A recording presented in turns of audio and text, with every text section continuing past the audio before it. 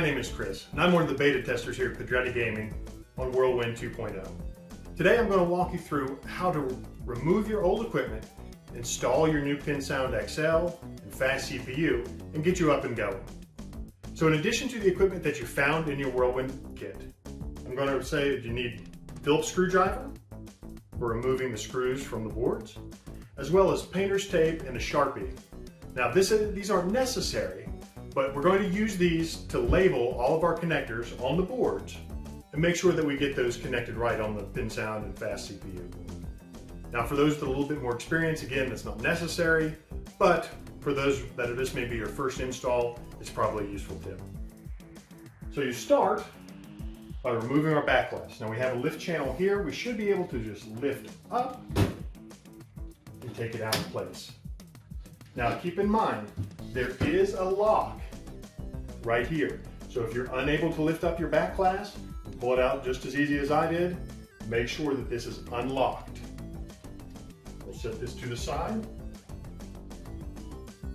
Additionally, before we go further, you want to make sure that your game is turned off and unplugged, especially before we start unplugging wires.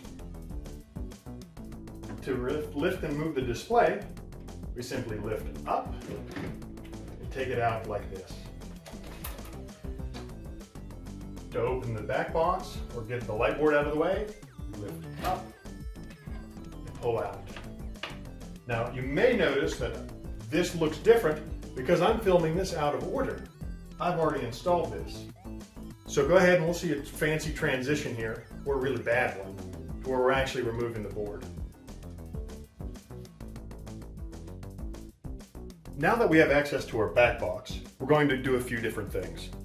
First, we're going to unplug the ribbon cables, move them out of the way and set those aside for future use. We're also going to label each one of the connectors on the NPU and the soundboard that we'll need. This is where our masking tape, or painter's tape, and Sharpie come in handy. Now for those that are more experienced, you don't necessarily have to label each connector. However, for those that have less experience, this is a helpful step when trying to install our new fast CPU. So we'll begin by unplugging all the unnecessary ribbon cables. Again, just setting them aside.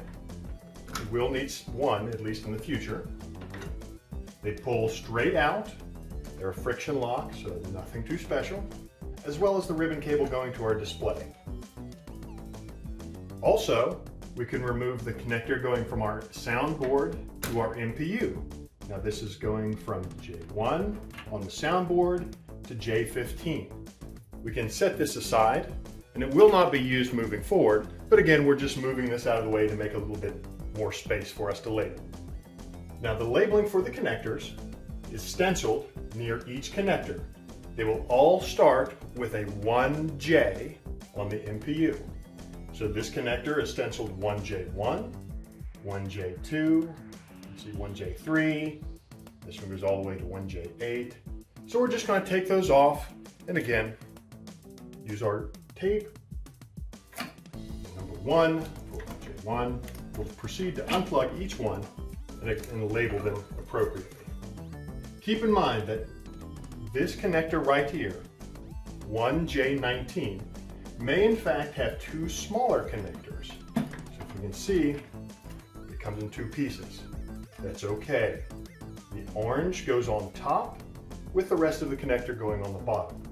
We'll just label this as one unit. Now that we have all of our connectors removed and labeled appropriately, we can start to remove all of the screws holding down the soundboard and our original NPU. Take your Phillips screwdriver, left the loosey, to remove each one of the machine screws and set them aside, as we will use these to install our new boards.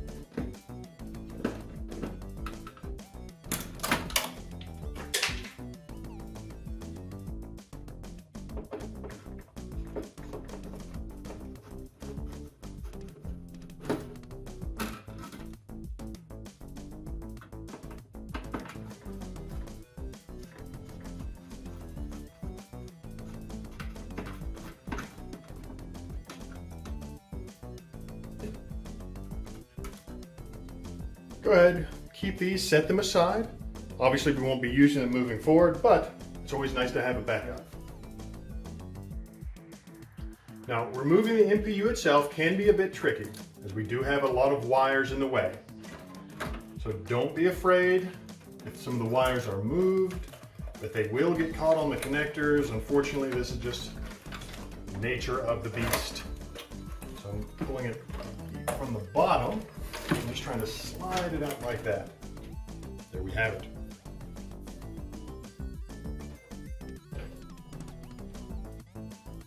Next, we will take our new fast CPU and we'll install it on the right-hand standoffs. So we'll go here.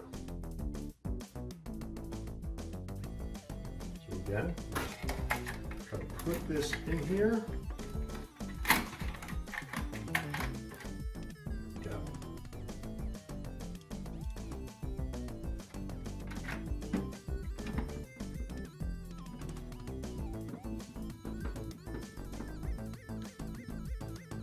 Don't tighten down all of the screws until they are all entered. Once we have them all put in. You just put them in, but don't snug them up.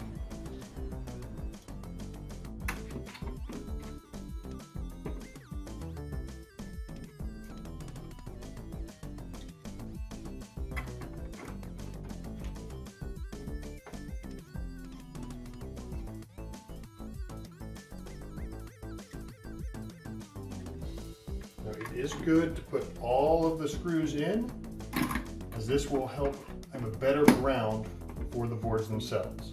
So we should have 1, 2, 3, 4, 5 total screws for this board. And now that we've put them all in, we can start snugging them up. Now, there's not a specific methodology. You can go side to side, corner to corner, what have you. As long as they're all snugged in, making good contact.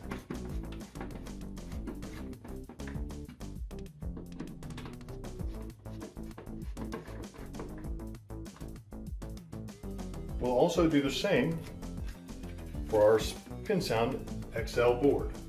Now, this is a little bit different. We can put the screws in beforehand, as you can see, then slide the board over. So what we'll do is we'll go ahead and put these screws in and get them started.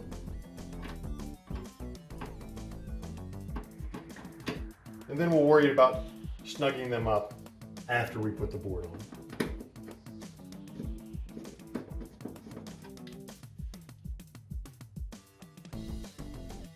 Now that we've installed our new boards, it's time to reconnect our connectors.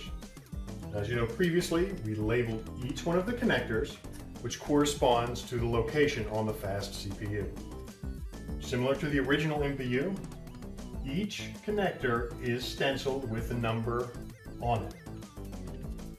We also have 2 extensions, a yellow and a white, which correspond to the same similarly colored original connectors. This is so we get a little bit more space so we can mount the fast CPU in the original mounting brackets. If you look, you probably can't see on the video, but each one of these is pinned correctly. Oh, there we go. So that way it does correspond with the original connectors.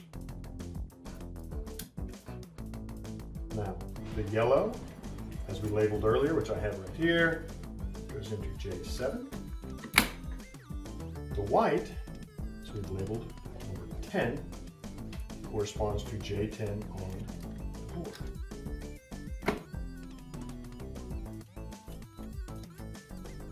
They're all labeled, made it pretty easy.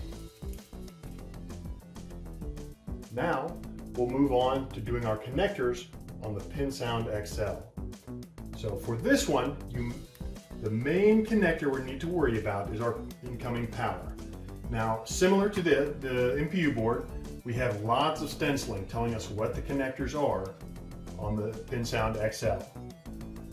On this one also, you may have a wire tie that you'll need to snip to be able to bring that power over here. Now we're looking for CN2, I believe, for our incoming power, which is labeled on the board. Similarly, we have our remote volume. Give you a little bit more slack. Comes to J4, 14 rather. And the far connector here, and it's labeled Coin Box Volume J2 System 11. This connector here will not be utilized. It's here hanging. You won't need to connect it. You don't have to do anything with it. So that's normal for this. Now that we have all of our connectors connected, we have everything labeled appropriately, we can then proceed to remove our display and our speakers. Now that we have just our back box open and our, try to remember this thing, speaker panel, there we go, speaker panel out, we can proceed to remove all of the connectors from it. These will not be used going forward. They just, again, friction lock connectors, they just pull straight out. So, now this cabling will not be used in the kit going forward, so you're more than welcome to remove it completely from the back box, although I'm going to leave it there for future use if needed. Similarly, the connector here for the lights on the bottom can be removed. And this corresponds with connector 10, the aux cable on the board. This will not be used going forward either. And I'm just going to put it there out of the way.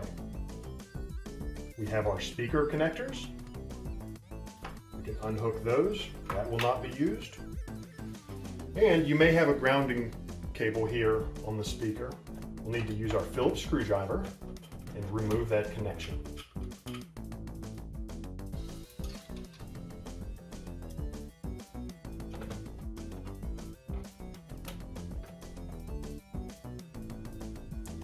All right, now that that's disconnected, we'll set this out of the way.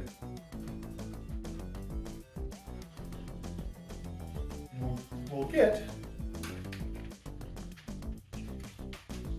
our new shiny display and speakers. So this will have obviously a number of cables. Not to worry. If I unravel everything, that'll be nice. There we go. All right. So these will be installed in the back box, but first, always going to install our grounding. So I'm going to put this, unscrew the screw, reinstall our grounding cable back to where it was.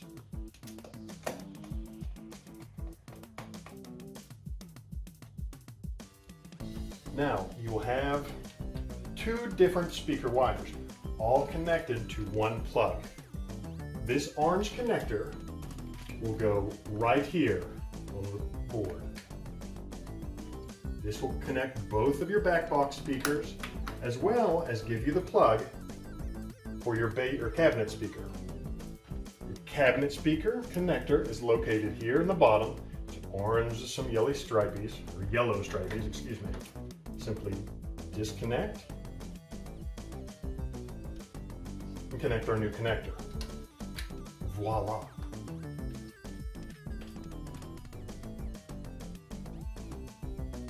All right, now we're coming down the home stretch. We've got a few more connectors to connect, and then we'll be ready to fire it up. So if you've made it this far, you're doing good, hang in there. We have the power connector to the display. 4-pin, this will go right here. Again, it has two prongs, takes it down. We have a USB connector, micro USB. Now this one's a little bit tricky.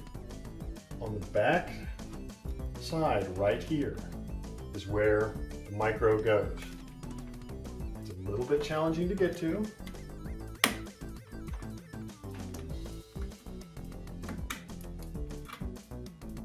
And of course, there we go, we're in. This will connect to our pin sound board. We just run this up,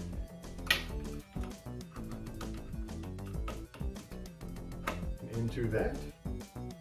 Also, we have our HDMI cable. This will run from the display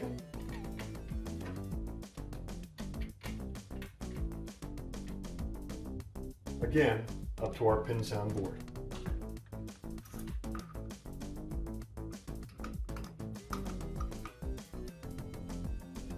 Now, after we're done, you'll want to take all the labels off, maybe get some wire ties, make it cleaner. But for now, I think we're ready to test. Well, almost. We've got a ribbon cable. The last remaining cable will go from here, connector J2.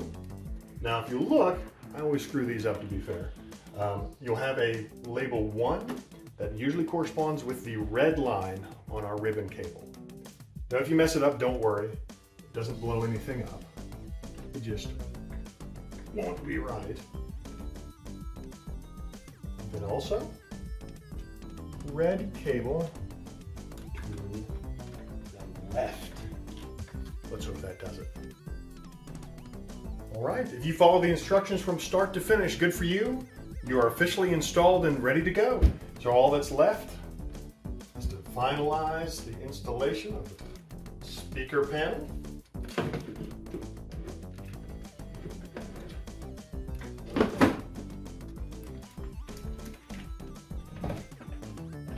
And again, I would go back and clean up the wiring. Install the speaker panel. Install our sweet new back glass. And turn it on. Now this is going to be really embarrassing if it doesn't actually come on because I installed it wrong.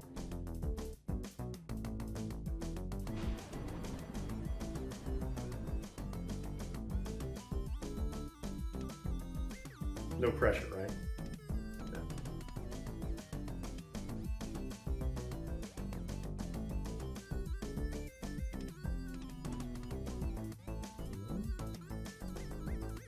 Hey there, choose a game.